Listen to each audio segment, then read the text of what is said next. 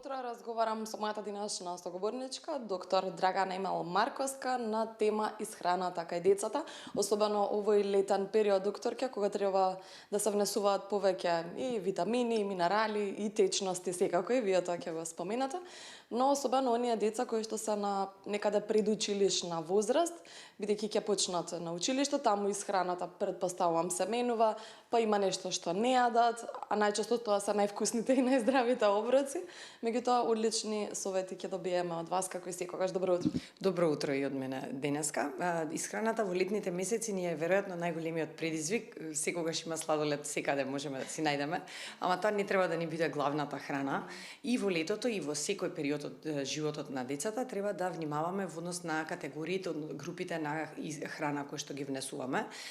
Оброците треба да бидат полесни, треба да не биде толку процесирана храната, не треба да бидат многу запржени и така натака, но сепак треба да имаме застапеност на сите типови јаглехидрати треба да имаме за тоа што ни се потребни за енергија, протеините кои што ни се важни за раст и развој на детето, како и за имуниот систем, витамините, минералите, сите тие треба да внимаваме и да ги внесуваме.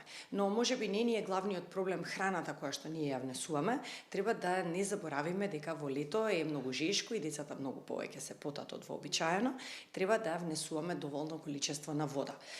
Мојата препорака е дека повеќе вода треба да пиеме, а не засладени сокови, затоа што засладените сокови не ни прават баш добро како што треба. Така да повеќе вода, прво ќе им понудиме вода, па дури потоа ќе им понудиме сок. Тука сега периодот на предшколската возраст, можеби кога се оди на училиште негде 5-6 годишната возраст, е возраста кога децата најмногу се одлучуваат да ја бираат храната и ние, сакајки сепак нешто да јадат, почнуваме да им удоволуваме. Не треба тоа да го правиме, сите сме родители, сите грешиме тука веројатно, меѓутоа треба да секогаш да се потрудиме здравата опција да им ја направиме забавна и на тој начин да ја внесат. Сега е лето. Сега прашањето како да направиме. Например, сите сакаат да јадат сладолед. Нека биде домашен сладолед. Ќе изблендираме овошје кој што ќе го замрзнеме, сега има модли на секаде многу лесно се достапни, така ќе им дадеме сладолед. Или ќе им направиме грчки јогурт со овошје кој што ќе се олади, па исто така ќе биде врста на сладолед. Салатата ќе биде забавна во забавна чинија и на тој начин ќе ја понудиме. Не дека сега не треба да им дадеме ништо што не е добро, или сака да јадат сендвич, не мора да биде со бел леп, не мора да бидат рафинирани тие храни, може да биде интегрално брашно кое што ќе биде направено, или не знам, протеински леп кој што дома ќе го приготвиме, па заедно ќе готвиме. На тој начин да им направиме исхраната да им биде забавен дел. Знаете, многу е важно, ние не можеме да им нудиме на децата здраво, а ние да не се храниме здраво. Или сите ќе се храниме здраво, или никој нема да се храни здраво во едно семејство. Да. Не може да му кажеме на детето ова е здраво и треба да се јаде, а ние додиме да си земеме чипс. Така да тука малку треба да вагаме. Децата јадат тоа што родителите јадат. Веројатно од нас треба да почнеме, па после се останато. Така, ви го споменавте течностите, зашто често родителите знаат кои ги земаат децата од градинка, јадеше ли моето дете, а не прашуваме за вода. Така. Дали пиеше вода или други течности, чај, не знам што друго им дават, јогурт. Па јогурт, чај и вода можеби се најдобрите варијанти. Млекото како млеко, тоа има доволно калории за да го засити детето да не јаде ништо друго, а не е доволно и нема да ги земе сите хранливи материи кои што му требаат во еден даден момент на организмот. Така да можеби е подобро да прашаме дали пиеше вода. Доволно е. Доволно е дали пиеше вода. Да прашам. Да. И често сум се прашувала дали млекото е здраво од тетрапак да се дава на деца. Зашто кога велиме млеко, да се пија децата млеко, нели ние кога бевме деца чаша млеко обавезно. Меѓутоа, колку е здраво од тетрапак млекото да се... Јас морам да признам, не сум застапник на идејата дека треба да се пие млеко. Млеко до одредена возраст се пие адаптирано млеко и после не треба да пие никој пресно млеко. Друга приказна шеќери. Таму има многу работи кои што се засладувачи, кои што има конзерванси и сето тоа влијае дури на слабокрвност кај децата. Меѓутоа сега да не излезе не треба да се јадат млечни производи. Не, напротив, млечните производи се друга категорија кои што обавезно треба да бидат застапени во исхраната, но пресното млеко, благото млеко, тетрапак млекото не треба никој да го пие.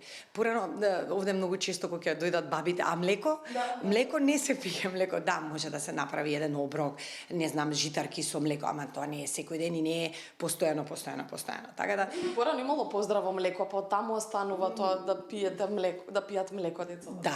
Да, меѓутоа тоа било и едно друго време, во време кога калориите биле важни и млекото било извор на калории кои што треба да ги внесеме, па кравите се чувале дома и така да тоа е дополнителниот момент кој што треба да го внимаваме. Така, сега кога зборуваме за исхраната и течностите, некако ми доаѓаат прашањата околу тежината и висината кај децата.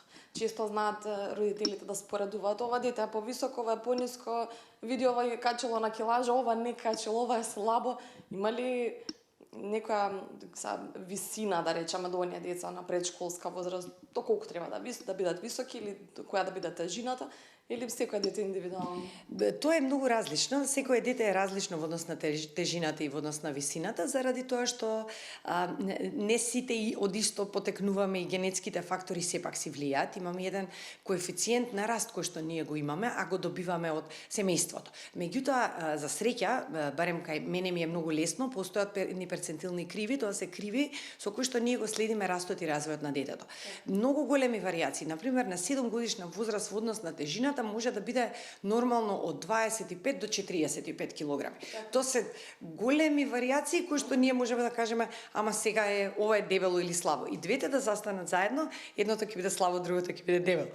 Така да се е тоа различно, но многу е убаво да знаеме како е. Сите одат, за среќа имаме систематски прегледи, се уште, барем кај нас ние кога ќе дојдат и поголемите деца ги мериме во висина, во тежина. Многу е важно да утврдиме каква е тежината и каква е телесната висина. Висината е нешто што за среќа се повеќе и повеќе обрнуваме внимание од раѓање па се понатака. Знаете, некогаш имаме недостаток на хормонот за раст, кој што се манифестира преку недостаток на соодветна висина во одредена возраст. Колку порано ние тоа го откриеме, толку е поголема шансата детето да се изедначи со своите врсници во текот на животот и да нема никакви проблеми. Да, тоа има некаков си недостаток, но имаме како да го суплементираме и на тој начин да немаме никаков хендикеп. Тоа мислам дека во минатото не беше баш така, меѓутоа сега се повеќе и повеќе гледаме деца кои што навремено ја земаат терапијата ако треба да се земе терапијата и се изедначуваат со своите врсници. Така, значи да не се грижат родителите, дечињата се здрави, постои крвна слика, нели, која што укажува дали треба нешто да се надополни или се таман како што изгледат. Јас ви благодарам, верувам дека ќе ги искористат сите оние совети, препораки родителите кои што ги чуваат дечињата, но и ние возрастните, да пиеме вода, да ядеме здрава храна, некако сите совети за децата важат и за нас. Секогаш. Благодарам. Ви благодарам и јас.